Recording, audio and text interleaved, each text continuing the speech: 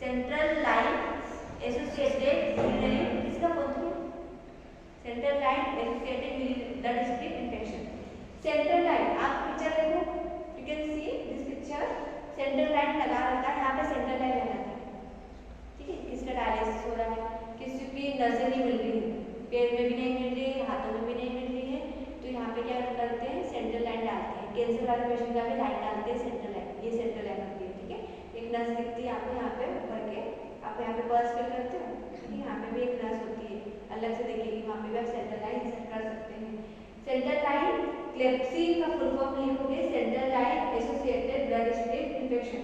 Central line की वजह से पेशेंट को इन्फेक्शन हो गया, और वहाँ पे ब्लड में इन्फेक्शन हुआ है।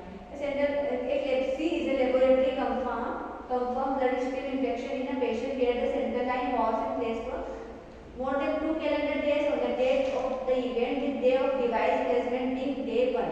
पेशेंट को सेंट्रल लाइन डाला, 48 घंटे में क्या हो गया, पेशेंट को 48 घंटे के बाद में इन्फेक्शन हो गया। तो कहीं ना कहीं हॉस्पिटल की वजह से इन्फेक्शन हुआ। सेंट्रल लाइन में जब भी आप मेडिसिन देने जा रहे थे तो आपने ग्लव्स नहीं पहना, हैंड वॉशिंग नहीं किया, और जो आपने सिरिंज उठाया था, विदाउट ग्लव्स उठाया, सिरिंज में आपने क्या किया, लोड किया मेडिसिन, तो मेडिसिन के ऊपर केप जो होता है उस पर भी टच कर दिया, तो आपके जो हाथ के बैक्टीरिया है उस पर लग गया, और जो आपने लोड किया उसमें भी मेडिसिन में भी बैक्टीरिया चला गया, और वो बैक्टीरिया कहाँ चला गया, सेंट्रल लाइन में। सेंट्रल लाइन के थ्रू जाएगा तो ब्लड में भी जाएगा, ब्लड में इन्फेक्शन हो गया, पेशेंट ब्लड में पूरी तरीके से इन्फेक्शन फैल गया है, और पेशेंट का फीवर हाई ग्रेड हो गया। ओके, क्लियर है इतना? 2 कैलेंडर डेज मतलब 48 डेज के बाद सेंट्रल लाइन डालते हैं, जो यहाँ पे उसका tip of the central line होता है, ये ट्यूब है, ये सेंट्रल लाइन, दो पोर्ट दिखे आपको, एक रेड होता है और एक ब्लू होता है। ओके, एक से आप ब्लड ट्रांसफ्यूजन कर सकते हैं, एक से IV फ्लूइड दे सकते हैं, दूसरे से मेडिसिन दे सकते हैं। ओके, तो ये जो इसका आगे का जो टिप होता है, ये टिप अंदर जाता है, हार्ट में जाता है, तो इसका जो हार्ट में उसका टिप होता है जहाँ पे मेडिसिन फ्लो होती है, वो सबसे कहाँ जाएगा, आगे राइट एट्रियम, राइट एट्रियम में दाया आलिंग, ठीक है, राइट एट्रियम में जाएगा। राइट एट्रियम में क्योंकि अशुद्ध ब्लड होता है, डी ऑक्सीजनेटेड ब्लड होता है, तो फिल्टर हो जाएगा, प्यूरिफाई हो जाएगा बाद में, तो वहीं पे जाएगा आगे, उसका टिप कहाँ होना चाहिए, आगे। ये है चेकलिस्ट है, एसेप्टिक टेक्निक यूज करके भाई जब आप इंसर्ट करते हैं तो आपका एसेप्टिक टेक्निक यूज करना है आपको। Handle with fluorescent gluconate alcohol before each time handling lumen. Lumen मतलब होता है आप अंदर डालते हो, ल्यूमन मतलब ट्यूब है, जो भी ट्यूब डाल रहे हैं उसको ल्यूमन बोला जाता है। ल्यूमन मतलब अंदर वाली जो पाइप लाइन होती है उसको ल्यूमन बोलते हैं। इसका जो close port with spirit spectrum with fluorescent plus alcohol before and after each medication, ठीक है। जब भी आप मेडिकेशन देते हैं तो उसका जो पोर्ट होता है उसको सैनिटाइजर से क्लीन करना है, ठीक है, क्योंकि वहाँ पे भी केप पे भी इन्फेक्शन हो सकता है, बैक्टीरिया हो सकते हैं। Aspiration of blood checked from each lumen, आपको स्प्रे करके देखना है, जिससे आप कभी ब्लड क्या होता है, क्लोज हो जाता है ट्यूब में, तो आप मेडिसिन नहीं जाएगा, पेशेंट को क्या होगा, दर्द होगा, या जाता नहीं तो एकदम प्रेशर लगाना पड़ता है, तो बीच बीच में क्या कर सकते हैं, हिपेराइज भी कर सकते हैं। पहले अभी हिपेरिन बंद हो गया है, पहले क्या करते थे, 1 ml हिपेरिन इंसर्ट करते हैं। हिपेरिन क्या करता है, ब्लड को पतला करता है, तो आपने ज़्यादा दे दिया बार बार तो क्या होगा, ब्लड पतला हो जाएगा, थीन होगा, और पेशेंट को इंटरनल ब्लीडिंग भी हो सकती है, एक्सटर्नल ब्लीडिंग भी हो सकती है, ठीक है। तो ध्यान रखना है, अभी बंद कर दिया। अभी नॉर्मल सलाइन से क्या करते हैं, बार बार जो ट्यूबिंग होती है उसको फ्लश करना होता है, नहीं तो क्या हो जाती है, वो जो ट्यूब होती है वो किंक हो जाती है या फिर ब्लॉक हो जाती है, इससे मेडिसिन नहीं जाएगा, फ्लो नहीं जाएगा, IV फ्लूइड चौक हो जाएगा। प्लस आपका जो नॉर्मली सलाइन होता है फ्लश करते हैं with 0.9% NS normal saline before and after administration of medicine. Transparent dressing change when it is visibility solid. यहाँ पे क्या होता है, ट्रांसपेरेंट ड्रेसिंग करते हैं। नॉर्मली हम नाइट्रो को इलास्टोप्लास्ट नहीं लगाते, जो दिखता नहीं, ट्रांसपेरेंट ड्रेसिंग लगाते हैं क्योंकि वो दिखे कि वहाँ पे ब्लड ब्लीडिंग तो नहीं हो रहा है, सेंट्रल लाइन में कोई फ्लोट तो नहीं हो रहा है, इसलिए ट्रांसपेरेंट ड्रेसिंग, इसको टेगाडर्म बोलते हैं, Tegaderm. Cover CL with sterile towel, ठीक है, सीएल मतलब सेंट्रल लाइन, ठीक है। सेंट्रल लाइन को आप स्टेराइल टॉवेल, जो ग्रीन वाला टॉवेल होता है छोटा वाला हैंकी, वो उससे आप कवर कर सकते हो, ठीक है, उसको आप पोर्ट में कवर कर सकते हो। ये तो क्या होगा, वो ओपन रहेगा तो उस पर मक्खियाँ बैठ सकती है, इन्फेक्शन हो सकता है। चेक फॉर फीवर, फीवर देखना है पेशेंट का,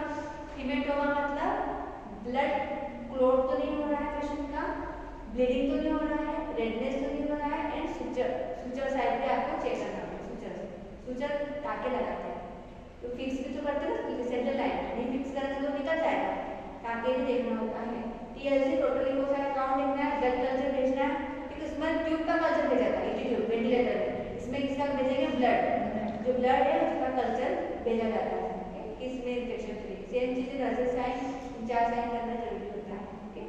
ये नीचे आप देख लो, शॉर्ट फॉर्म में लिखे हुए हैं, मैं आपको फॉरवर्ड कर दूँगी। सर्जिकल साइट इन्फेक्शन, नेक्स्ट क्या है सर्जिकल साइट इन्फेक्शन।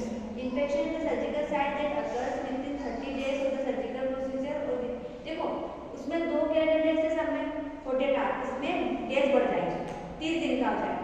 पेशेंट की सर्जरी हुई, ठीक है, सर्जरी हुई, सर्जिकल साइट में इन्फेक्शन हो गया, कब 30 दिन के बाद, सर्जिकल 30 डेज, 30 दिन में क्या हो गया, 30 दिन में पेशेंट को इन्फेक्शन हो गया, सर्जरी हुआ विद इन 30 डेज पेशेंट को इन्फेक्शन हो गया। क्यों? क्योंकि सर्जरी या सर्जरी प्रॉपर नहीं लगाया या फिर ड्रेसिंग ठीक से नहीं किया, एसेप्टिक टेक्निक से यूज नहीं किया, तो उसमें पल्स भी हो सकता है, वुंड में घाव में पल्स भी पड़ सकता है, या फिर सूजन लगाया थे टाके लगाए उसमें भी पल्स हो सकता है, पल्स फॉर्मेशन, ठीक है। तो वो हॉस्पिटल की वजह से इन्फेक्शन हो गया है। Within 1 year if there is an implant of foreign body such as prosthetic heart और जॉइंट प्रोस्थेटिक, 1 साल में भी हो सकता है, ठीक है, 30 डेज से 1 साल में, क्योंकि पेशेंट को पहले इम्प्लांट लगा था, नकली दांत लगाना, ठीक है, या फिर रोड लगाना पैर में, ठीक है, जॉइंट लगाना, उससे क्या होगा, जॉइंट लगा हुआ है अंदर, और वो जॉइंट की इम्प्लांट या प्रोस्थेटिक की वजह से खराब हो सकता है अंदर बॉडी के अंदर, वो खराब होने के बाद पेशेंट को इन्फेक्शन 1 साल में भी हो सकता है, डैमेज हो सकता है। अगर बैटरी फट गई तो बैटरी भी फट सकती है, कि अगर आप मोबाइल के कॉन्टेक्ट में आए, ज़्यादा मोबाइल चला रहे हैं, इलेक्ट्रिसिटी के कॉन्टेक्ट में आए, आपकी बॉडी के अंदर पेसमेकर लगा था और वो फट गया, बैटरी होती है आपकी बॉडी, यहाँ पे बैटरी लगाते हैं, फट गया तो क्या हो सकता है, पेशेंट की डेथ भी हो सकती है, ठीक है। या फिर जो आपने यहाँ पे इम्प्लांट लगाया था या फिर यहाँ पे लगाया था वहाँ पे खराब हो गया, डैमेज हो गया, वो मशीन ही खराब हो गई, तो उसके वो भी तो एक टाइप का इन्फेक्शन हो सकता है। तो उसके फिर से पेशेंट को ओटीपी लेते हैं, उसको ओपन करते हैं और उसको निकाल के दूसरा भी लगाते हैं, ठीक है। इन्फेक्शन नहीं होना चाहिए, इन्फेक्शन हो गया तो इन्फेक्शन की वजह से पेशेंट मर जाएगा, ठीक है, तो आपको ध्यान रखना है, ठीक है। जैसे देखो फीवर आता है मतलब कहीं ना कहीं इन्फेक्शन हो गया, आप लोगों को फीवर आता है तो कहीं ना कहीं इन्फेक्शन है, अक्कल आ जाती है, विजडम तब भी फीवर आता है, ठीक है, स्वेलिंग हो जाती है, तो वहाँ पे बैक्टीरिया ग्रोथ करते हैं। कभी सिर दर्द, कभी फीवर क्यों आता है, एक बहुत ज़्यादा काम कर लिया, कि पानी गंदा पानी पी लिया, बाहर कुछ और खा लिया आपने, फीवर आ गया, डायरिया हो गया, तो वो इन्फेक्शन के कारण से क्या होता है, फीवर आता है,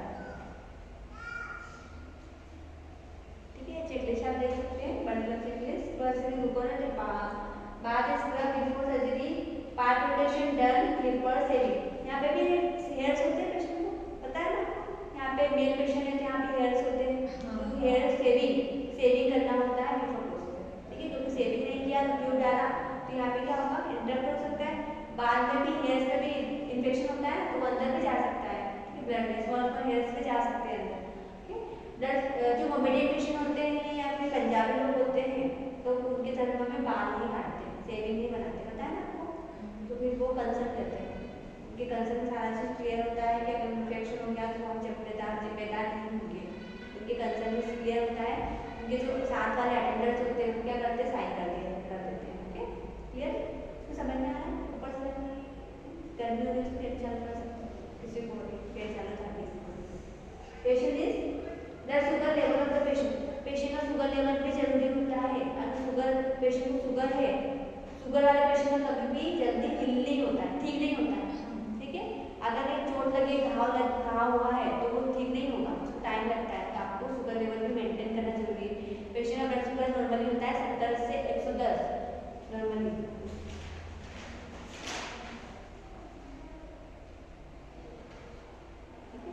mg पर डेसीलीटर, यूनिट होती है mg, मिलीग्राम पर डेसीलीटर, 70 से 110 नॉर्मल है, 70 से 140।